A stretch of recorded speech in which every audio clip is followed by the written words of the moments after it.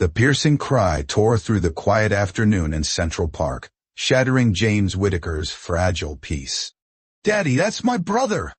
His daughter, Emily, a whirlwind of pink tulle and boundless energy, tugged insistently at his hand, her small finger pointing across the sun-dappled path. James, a man whose empire spanned continents and whose life had been meticulously rebuilt around the delicate frame of his 3-year-old daughter since his wife Claire had succumbed to cancer 2 years prior, froze. His world, usually a fortress of controlled chaos and strategic calm, tilted violently.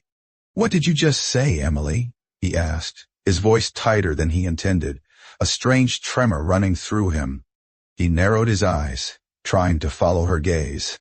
Emily spun to face him, her cheeks flushed with the thrill of discovery, her bright pink dress swishing. "That boy over there, Daddy, sitting by the fountain. He's my brother. He looks just like me, and like you." James' gaze finally landed on the figure Emily indicated. A small boy, perhaps 5 years old, huddled on the edge of the concrete fountain bench, clutching a battered cardboard box to his chest, as if it were a life raft. His clothes were stained and torn, his shoes barely held together by frayed laces. But it wasn't the destitution that stole James' breath. It was the boy's eyes. Bright, piercing blue, the exact unmistakable shade of Emily's. The same shade as his own. "Emily, don't say things like that," James said, his voice strained, a frantic whisper of denial. "You don't have a brother. You only have me." He tried to dismiss it, to rationalize it as a child's wild imagination, but the boy's features, even from a distance, were a cruel echo. The curve of his cheek, the slight tilt of his nose. It was hauntingly familiar. "No, Daddy." "I know it," Emily insisted, her wide eyes serious, unblinking. "That's my brother. I feel it."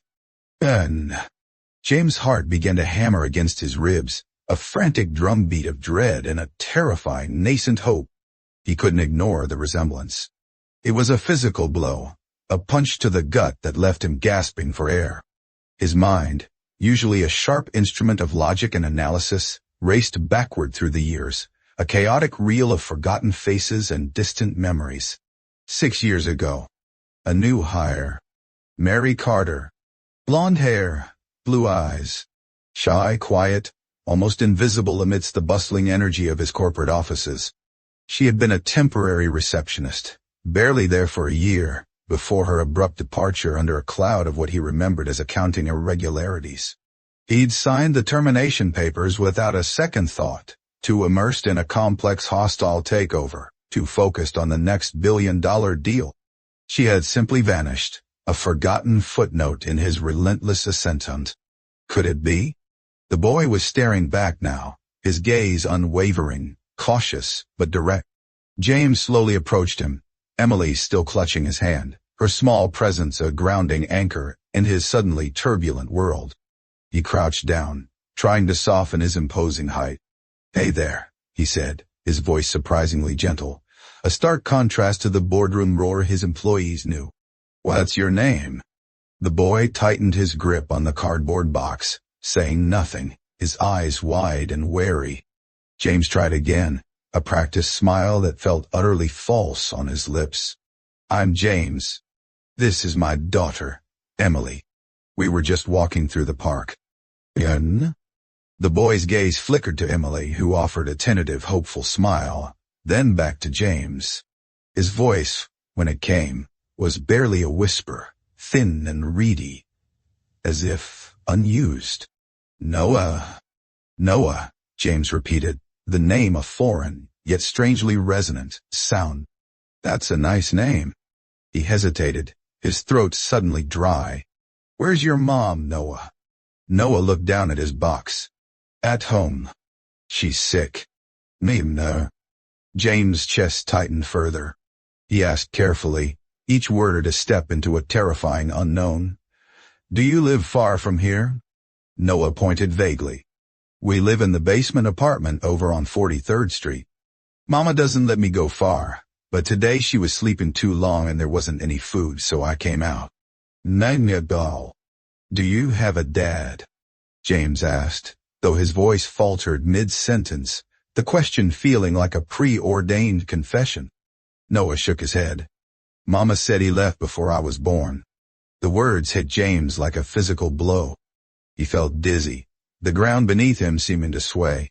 He tried to shake the thought, to dismiss the impossible connection, but something in the boy's small, proud features, the way his chin jutted out, made it impossible to ignore.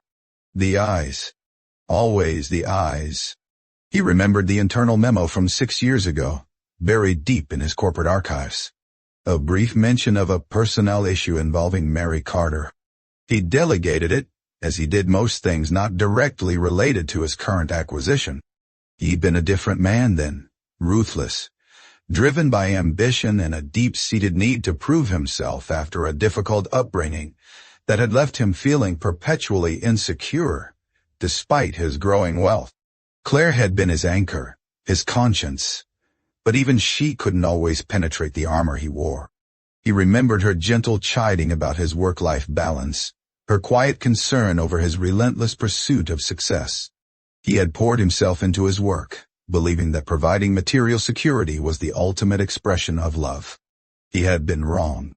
So utterly, catastrophically wrong. Reaching into the small backpack Emily had insisted on bringing, filled with snacks for their park adventure, James pulled out a wrapped sandwich. "Here," he said gently, holding it out to Noah. "You must be hungry." Noah looked at it, then at James, then back at the sandwich, his small hand trembling as he cautiously took it. "Thank you," he mumbled, his voice barely audible. James watched the boy eat, slowly, quietly, as if afraid someone would snatch it away. There was a heartbreaking grace in the way he sat, like he was used to making himself invisible. Beside him, Emily had settled cross-legged on the grass. "Hi, Noah," she said brightly, her innocent voice cutting through the tension. "I like your eyes. They're just like mine." "Yes." Noah looked at her, blinking.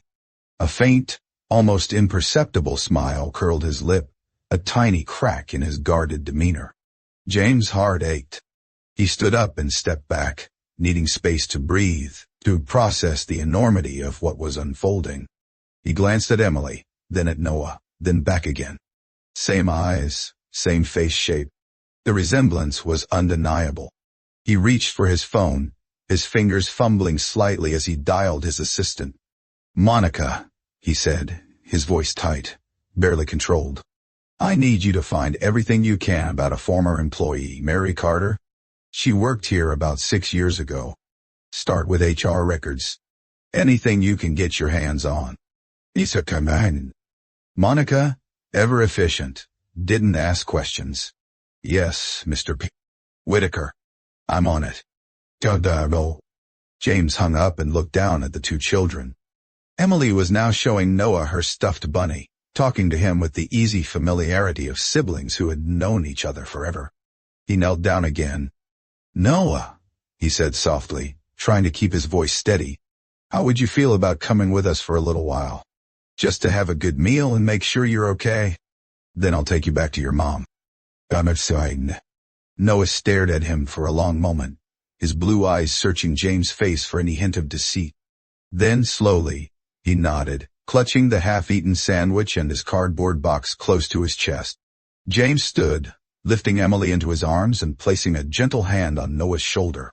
He did not know what he would find, what truth lay buried in the past, or how this encounter would reshape his carefully constructed life.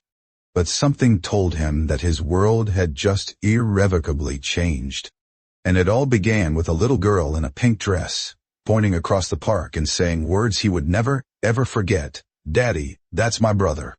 The elevator door slid open to reveal James' penthouse, a sanctuary of polished marble, soaring glass, and minimalist art perched atop a gleaming tower overlooking Central Park.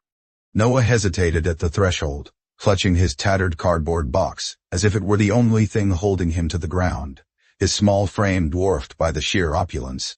"Come in, buddy," James said gently, his voice soft, an invitation rather than an order. "You're safe here." Emily, unburdened by the weight of unspoken histories, darted ahead, her curls bouncing as she ran through the wide hallway, her voice echoing with childish delight. "Come on, Noah. You have to see my room. It's pink and has stars on the ceiling." "No, ya."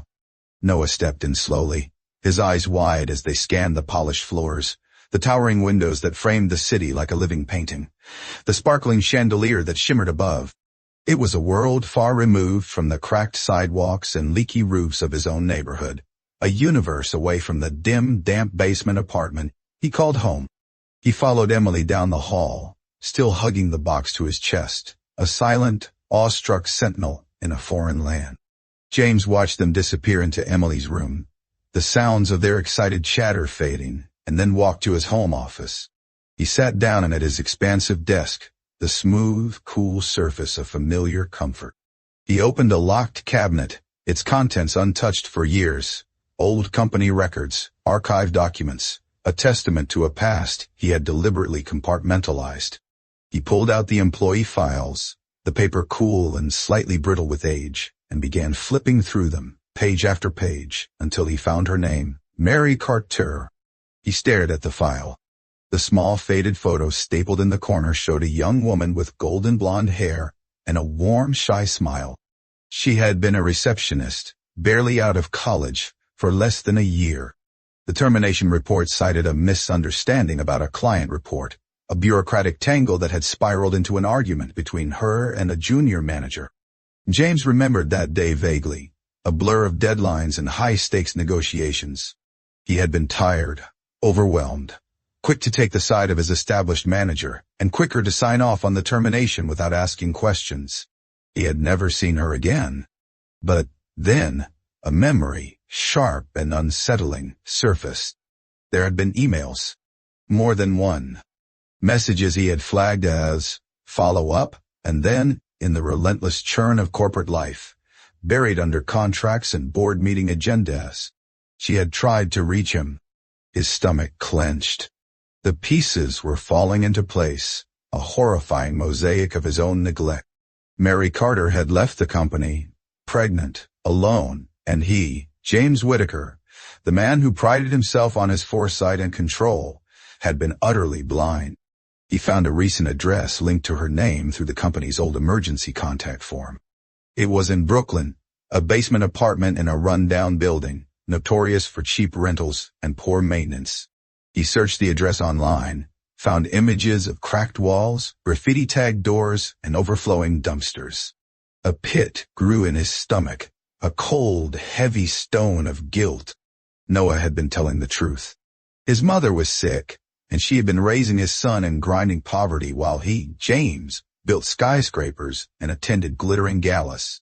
He leaned back in his chair, rubbing his face with both hands, the cool leather of the chair offering no solace against the burning shame. He had not just forgotten her. He had dismissed her, discarded her when she needed him most. And now there was a child. His child. He couldn't be sure, not yet. But in his heart, he already knew. The eyes didn't lie. That night, while Emily and Noah played with building blocks on the living room carpet, a fragile truce settled between the children. James made a phone call. He contacted a discreet charity organization known for delivering aid to struggling families without revealing their donors. He gave them Mary's address. "I want a full grocery order sent," he said, his voice low, firm. "Include fresh fruits, vegetables, lean meats, and any necessary medicine or vitamins. Cleaning supplies, too. No branding, no notes. Just deliver it quietly. Understood?" "Ah, understood, Mr. Whittaker," the representative replied, her voice calm and professional. "It will be there by morning." He ended the call and returned to the living room. Emily had draped a blanket over 2 chairs, creating a makeshift fort, a small, cozy cave. She crawled inside and pulled Noah in with her, giggling. "This is the castle, and you're the prince," she declared, her voice muffled from within the blanket walls. Noah smiled, small, hesitant, but real. James felt a lump in his throat, a sudden tightness in his chest. The way the boy responded to kindness, The way he looked at Emily like she was the sun. The way his shoulders relaxed just slightly when no one raised their voice. James had seen all this before in himself, in people who had grown up too fast, who had learned to be wary, to expect little help. He had been that boy once, in a different way, driven by a different kind of hunger. James stood at the edge of the scene, silently watching, a towering figure in the opulent room, feeling utterly small. He had to do more than send groceries. He had to face Mary, ask her the truth, tell her he was sorry, and be ready for whatever answer she gave him. He had to confront the ghost of his past, not just for Noah, but for his own soul. The next morning, James dressed quietly, while Emily and Noah still slept, curled together in Emily's oversized bed.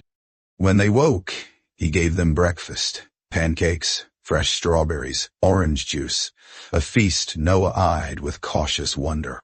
He told Emily they were going on a little adventure. Noah looked nervous, his small hand clutching his new toy car. "Are we going far?" he asked, his voice barely above a whisper. "Not too far," James said, his gaze meeting Noah's. "Just somewhere important." He packed a small bag for the boy, including clean clothes and a new toy Emily had insisted on giving him, a brightly colored train set.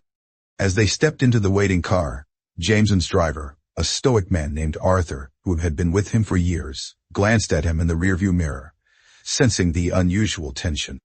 "Where to, Mr. Whitaker?" he asked. James hesitated for just a second, a silent battle raging within him. Then, he exhaled slowly. "Brooklyn," he said finally. "I'll give you the address on the way." He sat back, staring out the window as the Manhattan skyline shifted, the gleaming towers slowly giving way to the worn brick and rusted fences of the outer boroughs. His heart pounded, a frantic drum against his ribs as they neared the address. Today, he would face the past. Today, he would find out if the boy beside him was truly his son. And if he was, James vowed silently, he would never let him go again. The car crawled through a narrow street, lined with graffiti-covered buildings and rusted fire escapes, a stark contrast to the manicured avenues of Manhattan. James sat silently, watching the scenery shift, the wealth fading into a landscape of crumbling brick and worn sidewalks. He had passed neighborhoods like this before, countless times, insulated in his tinted luxury car. But today, it felt personal. Every cracked window and peeling paint chip a testament to a life he had unknowingly impacted. When they arrived, he stepped out with Noah by his side.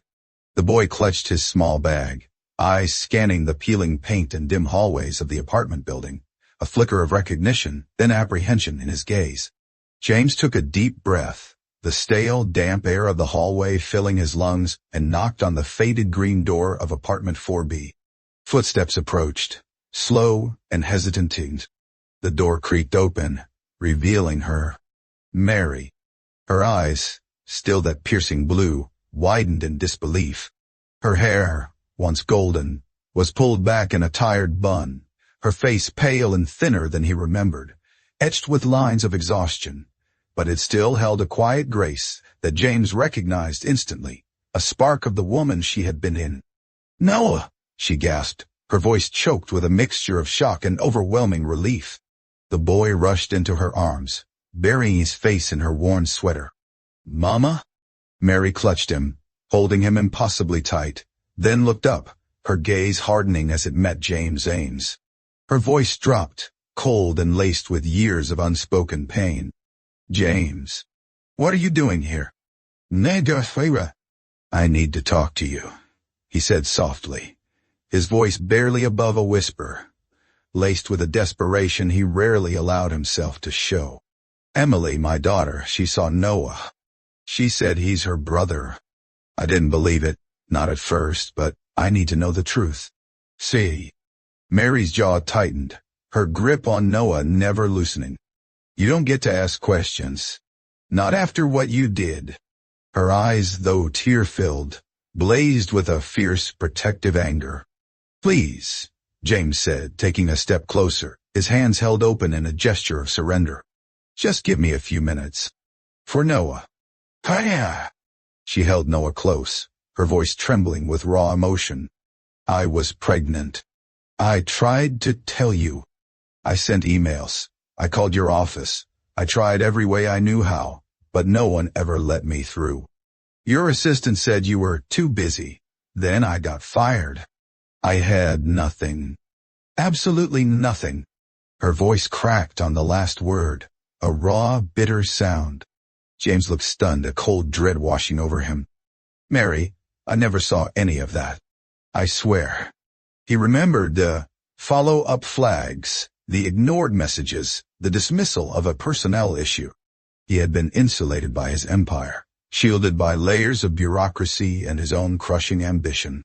She let out a bitter, humorless laugh. Of course you didn't. You were too busy being important. I was 24, terrified and utterly alone. Then I had Noah, and I raised him alone.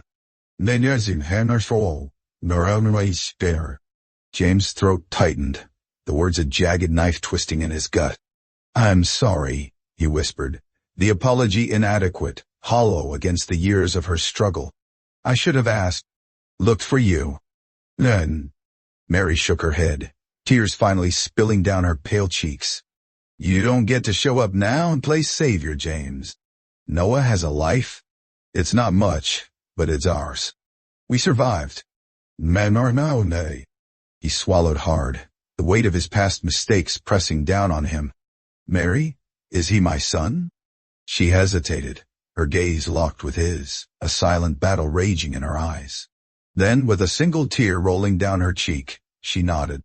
Yes, he is. Her voice was barely audible. But I don't want your money. I just want to protect him. Sounds. James knelt beside her, ignoring the dust and grime on the worn linoleum floor. I'm not here to take him away, Mary. I just want to help. Both of you. Namni. Mary's eyes were wary, still brimming with distrust. I don't know if I can forgive you. I understand, James said, his voice thick with emotion. But please, let me try. He reached into his coat and placed a thick envelope on the worn counter. This isn't for forgiveness. It's for Noah. Rent, medicine, food, whatever you need. I'll come back tomorrow. No, me. Mary picked up the envelope, her fingers trembling. The hardness in her gaze faded just slightly, replaced by a flicker of exhaustion, of desperation. James added softly, Will you let me take a DNA test? Just to be sure? And two. She hesitated again, her gaze sweeping over Noah's innocent face, then back to James. Then, a slow, almost imperceptible nod. Fine. But no promises. Noah. James stood. That's all I ask. He looked at Noah, who held his mother's hand, but stared at James with cautious curiosity, a hint of the openness he had shown in the park. James reached out, gently touched Noah's shoulder. I'll see you soon, okay? Noah gave a small nod, then, without warning, he stepped forward, wrapped his small arms around James' leg, and hugged him for just a moment. A silent, powerful gesture. Mary said nothing, her eyes fixed on her son. As James walked down the hall, his heart heavier than ever, he felt something else rise inside it, something he hadn't felt in years. Hope? Oh. The envelope trembled in James' hand as he stood in his office, staring out over the Manhattan skyline, a glittering testament to his carefully built empire. He had read the report 3 times, but the words still hit him like a wave, a tsunami of truth that washed away the last vestiges of doubt. Probability of paternity, 99.98%. Noah was his son.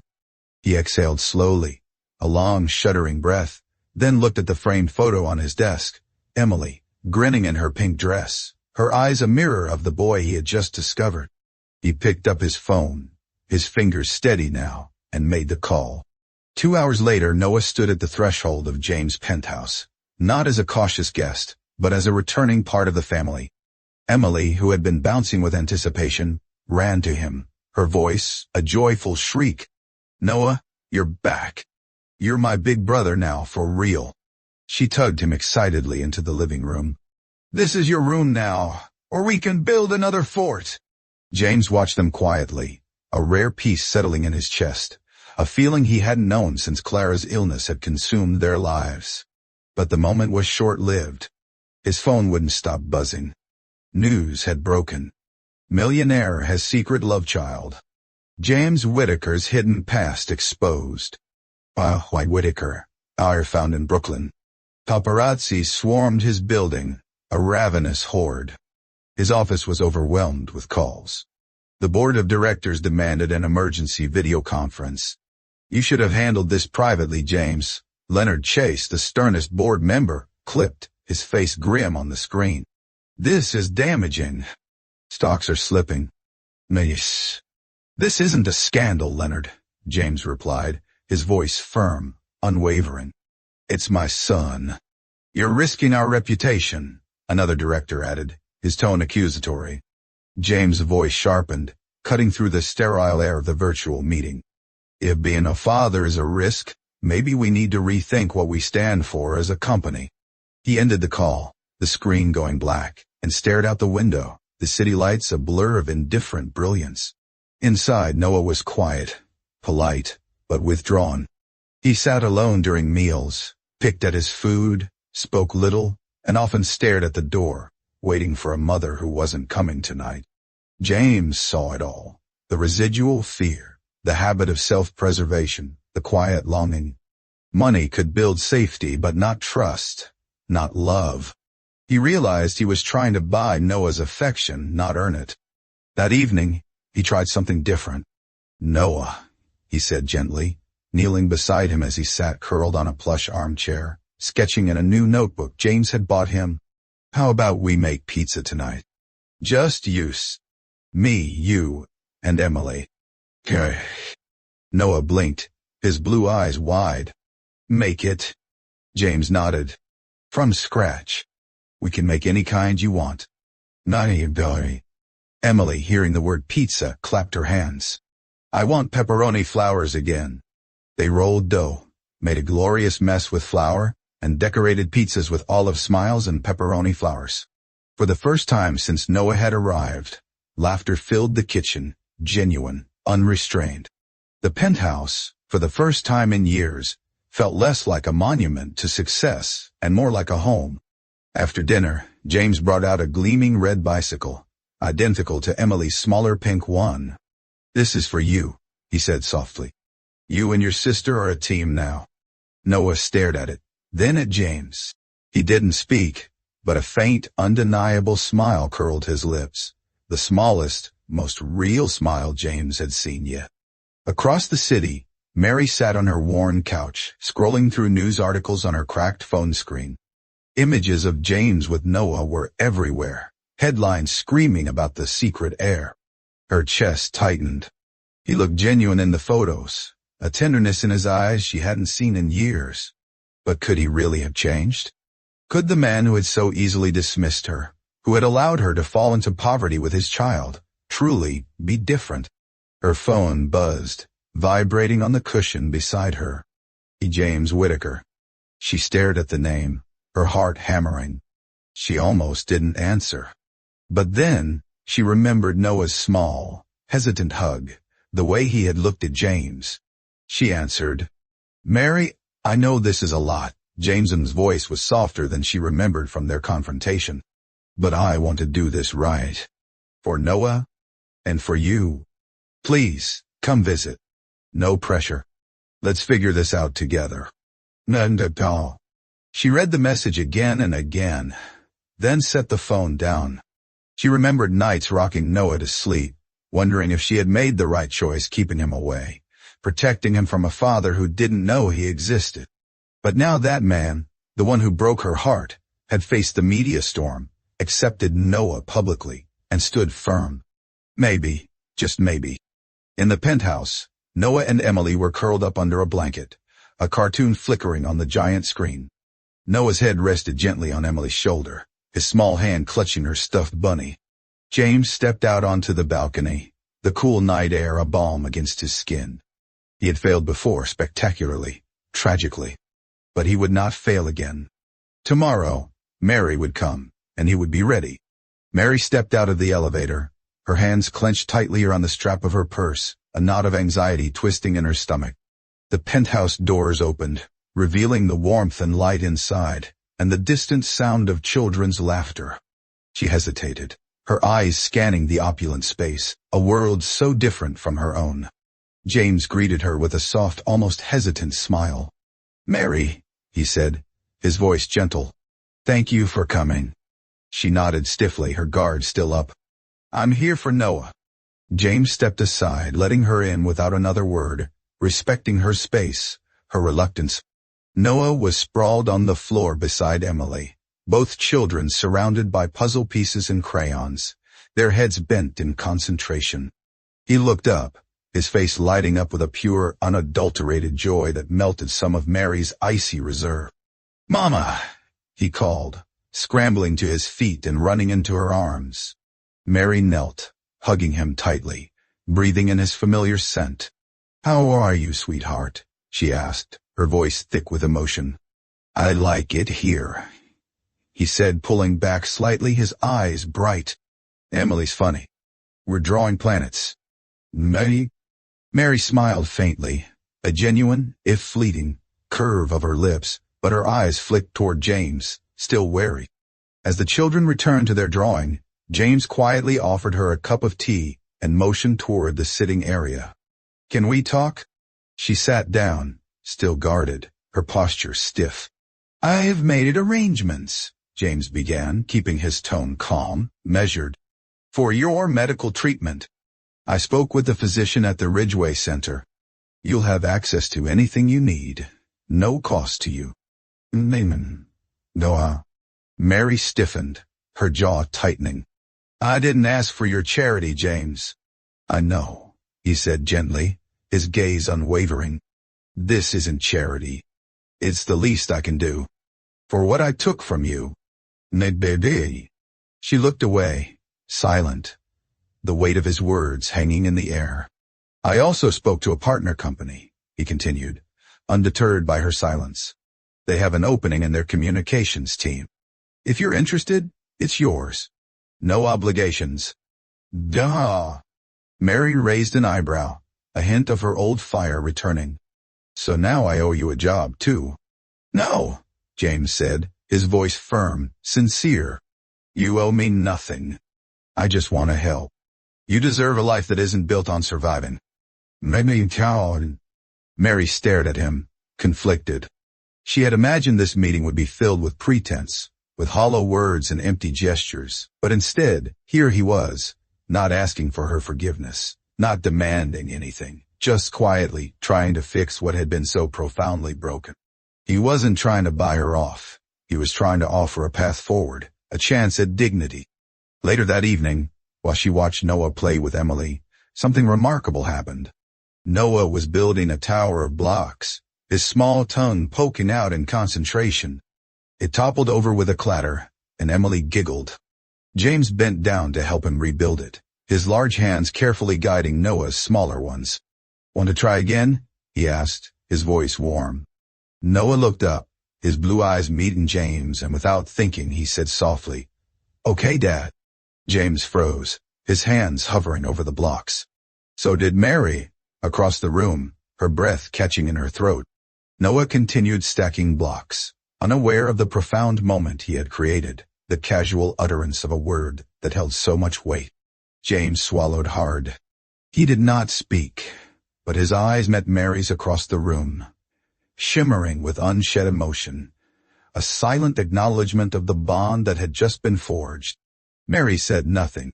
She simply watched them, her heart aching with a mixture of pain and a fragile, nascent hope. The next morning, as she gathered her things to leave, she found a small, velvet box placed on the side table with a handwritten note. She opened it. Inside was a delicate silver necklace with a pendant, an engraved disc with 2 names etched into the surface, Noah High and Yemele. The note read, "So you always remember that whatever happens between us, we are still a family because of them." Her hands trembled as she closed the box, the cool metal a comfort against her palm. She walked into the kitchen, drawn by the sound of laughter. James stood at the counter preparing breakfast, Emily and Noah perched on stools, chattering excitedly. She cleared her throat. "James," she said quietly, "I heard about my mother's hospital bill. The one that got paid last week." "Yes." James looked up, surprised, a faint flush rising on his cheeks. "I didn't tell you she was sick," Mary said, her voice soft, tinged with wonder. "But you found out. And you helped." "I did not want to make a show of it," James said, his gaze steady. "I just wanted to help her get better." Mary's voice cracked. "You could have told me." He looked at her, his expression earnest, and said simply, "It was not about me. It was about what she means to you." Tears welled in her eyes, blurring his face. "Why are you doing all this?" "Because I failed you once," James said, his voice raw with regret. "And I will spend the rest of my life trying not to fail you again." Mary stood still for a long time, the necklace warm in her hand. Then she nodded slowly. "Noah can stay here for a while," she said, her voice stronger. "He seems happy. He deserves that." "And you?" James asked gently, his eyes searching hers. "I do not know yet," she replied honestly, the words a difficult admission. "But I am willing to give you a chance to show me." James smiled, a genuine heartfelt smile that reached his eyes, not pushing for more. "That's all I can ask for." That evening, as she left, Noah ran to the door and hugged her tightly, a confident, loving embrace. "I will be okay, Mama," he said, his voice sure. "We're a team now." She kissed his forehead. "Always." As the elevator doors closed behind her, Mary held the necklace in her hand, her fingers brushing over the names. Maybe, just maybe, healing had begun. Noah's first day of school came with a mix of excitement and quiet dread. Emily, proudly wearing her new pink backpack, held his hand tightly as they walked into the bustling classroom. She chatted endlessly, unbothered by the crowd of new faces, pointing out everything with eager curiosity. Noah, though, felt the eyes on him, the whispers starting even before the bell rang. Some kids noticed his shoes were slightly older, his backpack simpler, despite James' efforts to outfit him. One boy, a sneering, confident child with perfectly styled hair, pointed. "Hey, is that the kid from the news? The one who lived in the slums?" A few others giggled, their innocent cruelty echoing through the room. Noah's shoulders stiffened. He lowered his gaze, silent, the familiar knot of shame tightening in his stomach. But before he could retreat into himself, Emily spun around, her eyes flashing with a fury that belied her small stature. She stood right in front of the boy, her tiny fists balled. "You stop it," she said firmly, her voice louder than expected for a 3-year-old. "Noah is my brother. He's the best. And you're mean." "No." The classroom fell silent, the giggles dying. Noah looked up at her, stunned, a wave of fierce protectiveness washing over him. Emily turned and grabbed his hand again, smiling like nothing had happened, her face beaming with simple, unwavering loyalty. From that moment, the teasing faded, and Noah found a quiet, steadfast sense of safety beside her. At home, James and Mary worked together, a new, tentative partnership to help Noah through his transition. They sat at the dining table in the evenings, going over homework, James patiently explaining math concepts, Mary helping with reading. On weekends, they took the kids to the park where Emily insisted they all ride the carousel together. James packing snacks, Mary bringing juice. And for the first time in years, they moved as one unit, a family, finding its rhythm. Some moments were small, but quietly profound, like when James handed Mary a sweater during a chilly afternoon, or when she adjusted his tie before a school event without thinking. The rhythm of co-parenting brought familiarity, and familiarity slowly warmed into something gentler, something akin to comfort. Then came the parent-teacher night. The classroom was decorated with crayon drawings, a colorful explosion of childish creativity. Parents mingled in clusters, discussing curriculum and school policies. James stood beside Mary, both listening attentively to Noah's teacher, who spoke of his quiet intelligence and surprising artistic talent, when a woman with designer heels and a sharp, condescending tone approached. "I suppose it must be strange for someone like you to be here," the woman said, addressing Mary with a saccharine smile that didn't reach her eyes. "You know, not everyone fits in at schools like this." Mary stiffened, her jaw tightening. James stepped forward, a protective instinct surging through him. His voice was calm, but firm, an unmistakable undertone of steel. "Excuse me?" The woman blinked, clearly startled by James' sudden interjection. "I meant no offense, of course. It's just, well, some people come from very different circumstances, don't they?" Her gaze flickered to Mary's simple, yet clean, dress. James placed a protective hand on Mary's back, a silent, powerful gesture. "Mary is the mother of my son," he stated, his voice resonating with quiet authority. "She raised him with strength and love under impossible conditions, and I respect her more than anyone else in this room." The woman faltered, her smile dissolving, and she turned away without another word, disappearing into the crowd. Mary stood frozen for a moment, her eyes glistening, a warmth spreading through her chest that had nothing to do with the room's temperature. "You didn't have to do that," she said quietly, her voice trembling. "Yes, I did," James replied, his gaze unwavering. "Because it's true." A few days later, James organized a family picnic in Central Park, a return to the place where their lives had irrevocably changed. He packed a basket full of handmade sandwiches, apple slices, and juice boxes.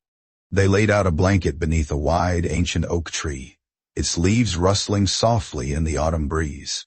Emily and Noah chased each other across the grass, their laughter echoing through the park, while James and Mary watched from the sidelines, a shared contented smile on their faces. James tossed a ball to Noah, who caught it with a triumphant grin.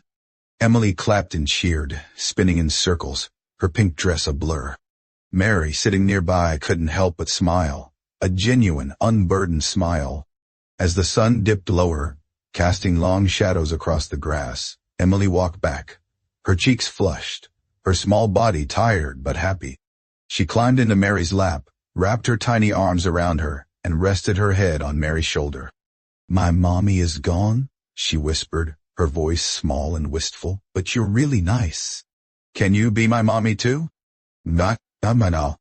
Mary's breath caught. She looked down at the child in her arms, innocent, warm, and utterly sincere. The words, so simple, so profound, pierced through her remaining defenses, touching a place in her heart she thought had hardened forever. "I miss having a mommy," Emily whispered again, her voice barely audible. "But I like you." Tears welled in Mary's eyes, hot and stinging. She held Emily close, heart aching in ways she had not expected, a bittersweet mix of sorrow for Claire and overwhelming love for the child in her arms. That evening, as they packed up to leave, Mary walked beside James, quieter than usual, her mind reeling from Emily's innocent request. He glanced at her, sensing her introspection. "You okay?" She nodded slowly. "I've been thinking," she said, her voice soft, "about what's best for Noah and for Emily." James listened patiently, his gaze steady. "I want to move closer," she said. "Maybe not here, but near enough that the kids can be together. It will make things easier. For everyone." James smiled, a wave of relief washing over him. "I think that's a great idea." They walked in silence for a moment more, the sounds of the city fading into the quiet rustle of leaves. Then Mary added, her voice a little stronger, "And maybe we can talk more about the past. About everything." "No." James looked over at her, the wind rustling the trees around them, a shared future, uncertain but hopeful, stretching before them. "I'd like that," he said. Together they walked forward, not as two people divided by time and mistakes, but as two parents, slowly rediscovering trust, healing, and something that resembled hope. The weeks passed quietly, beautifully.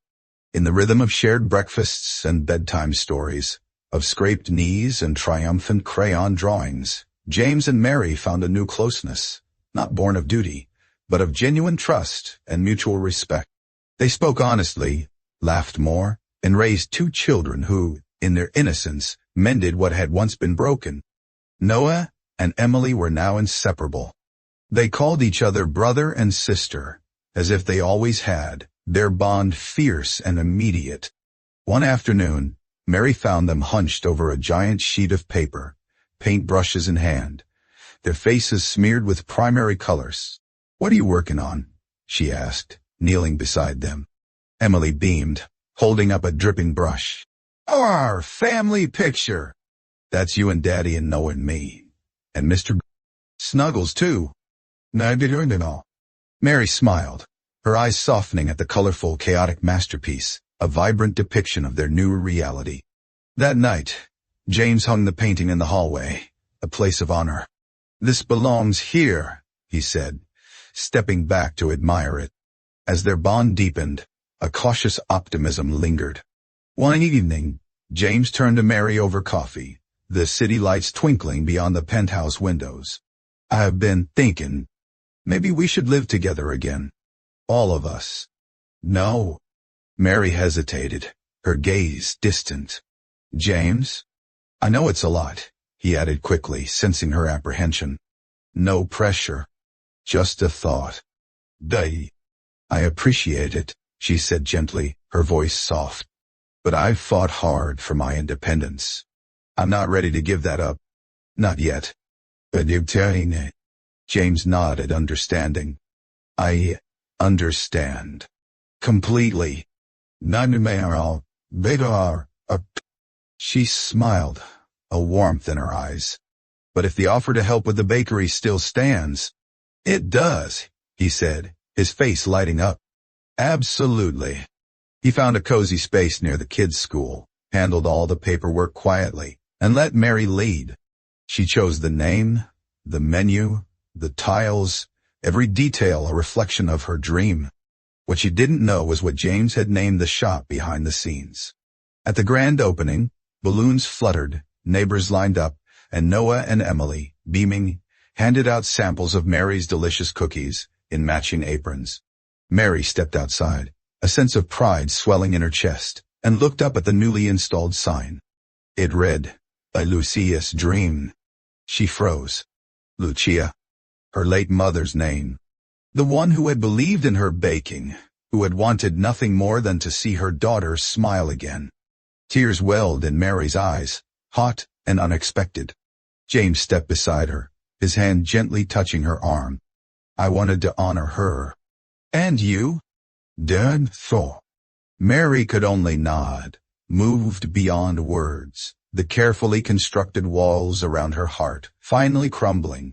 That night, after the guests had gone and the kids were dozing on a makeshift bed of flour sacks in the back of the bakery, something unexpected happened. Noah developed a fever. It rose quickly, his small body burning. Mary panicked, her old fears resurfacing. James stayed calm, his presence a steady anchor, helping cool Noah's skin, whispering reassurances. They stayed by his side all night, Mary holding Noah's hand, James wrapping an arm around her, a silent, united front. Together, they waited. Just before dawn, Noah stirred, his eyes fluttering open. He looked from Mary to James, his voice raspy. "Are you both staying?" "We're right here, buddy," James said, his voice thick with relief. Noah reached out, holding both their hands, his small fingers surprisingly strong. "I want you to stay together," he whispered, his eyes earnest. "I want us to be a family." They didn't speak. They just looked at each other, a quiet understanding passing between them, a silent promise made in the dim light of the bakery. Later, after the fever broke and Noah was asleep again, his breathing even, Mary leaned into James, her head resting on his shoulder. "I've been so scared," she whispered, her voice raw. "To trust again. But I see now. You've changed." "And I had to," James said, his arm tightening around her. "For him. For you. Nudge. For us." Mary closed her eyes, a faint smile on her lips. "Then maybe we can try again. Slowly. One day at a time." "Maybe they will." One day at a time, James whispered, taking her hand, intertwining their fingers. As morning light spilled across the bakery sign, a Lucia's dream, it glowed softly, like a promise. Inside, a family was beginning again, whole, healing, and finally, at peace. 1 year later, the Whitaker household had settled into a quiet rhythm of joy, far from the noise and glare of the city. They now lived in a warm, sunlit home, nestled in the leafy suburbs of New York, a place where the air was cleaner and the nights were filled with the chirping of crickets. The yard was always scattered with toys, vibrant chalk drawings, and the echoes of children's laughter. A white picket fence bordered the garden where Emily had planted sunflowers, their bright heads following the sun, and Noah kept a small patch for tomatoes, insisting he wanted to grow real food, just like at the bakery. Mary's bakery, Lucia's dream, was thriving. Every morning, locals lined up for her famous cinnamon rolls and lemon tarts, the sweet aroma wafting down the street.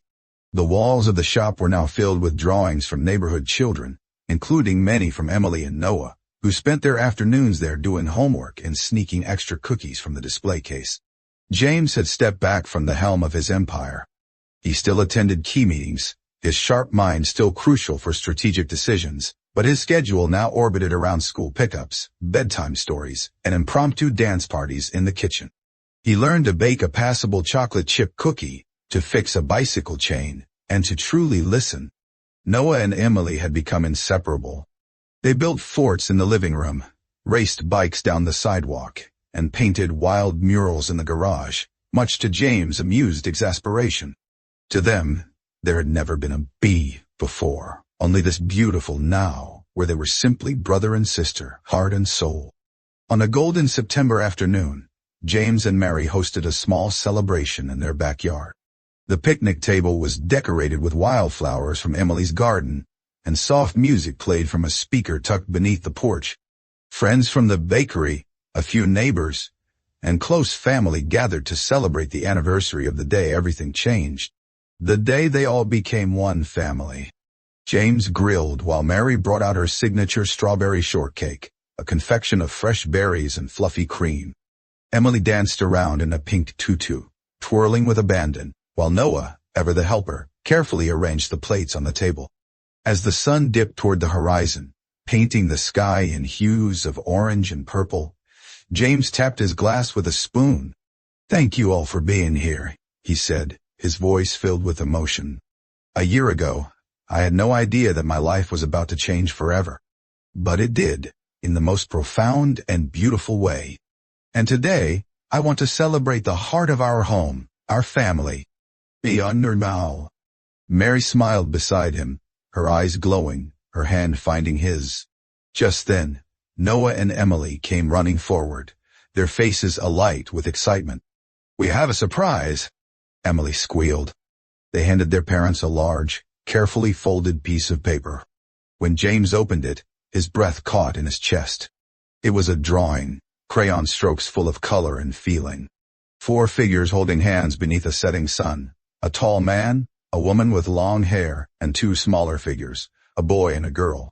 Above them, in wobbly letters, it read, "Our family, forever." Mary's hand found James, and their eyes met, a silent understanding passing between them. No words were needed. James leaned down, kissed the top of each child's head, then turned to Mary, his heart overflowing. "There's something I want to give you," he said softly. From his pocket he took out a small velvet box and opened it. Inside was a delicate silver ring, simple yet elegant, engraved with 4 names: James, Mary, Noah, Emily Solway. "This is not a proposal," he said, his voice thick with emotion, anticipating her reaction. "This is a promise. A promise that I will always be here for all of you, no matter what. That we are a family, forever." "No, no." Mary's eyes filled with tears, her vision blurring. She slipped the ring onto her finger, holding his gaze, the cool metal, a tangible symbol of everything they had built. "Then I promise the same," she whispered, her voice choked with emotion. As twilight settled over the yard, the family sat on the porch swaying together, the children leaning against their parents, eyes drooping from the long, joyful day. Laughter echoed from the house next door, and fireflies blinked like tiny stars in the deepening twilight of the garden. James looked around, his heart full, a sense of belonging he had never truly known washing over him. "We may have lost each other once," he said, his voice a soft murmur. "But we're never letting go again." Mary nodded, her head resting against his shoulder, her hand intertwined with his, the silver ring glinting faintly in the fading light. And so the story ended, not with grand gestures or dramatic pronouncements, but with something far greater. A family, whole, forgiven, and unbreakable. Under the fading light of a gentle sky, they simply held on to one another, because love, real love, always finds its way home.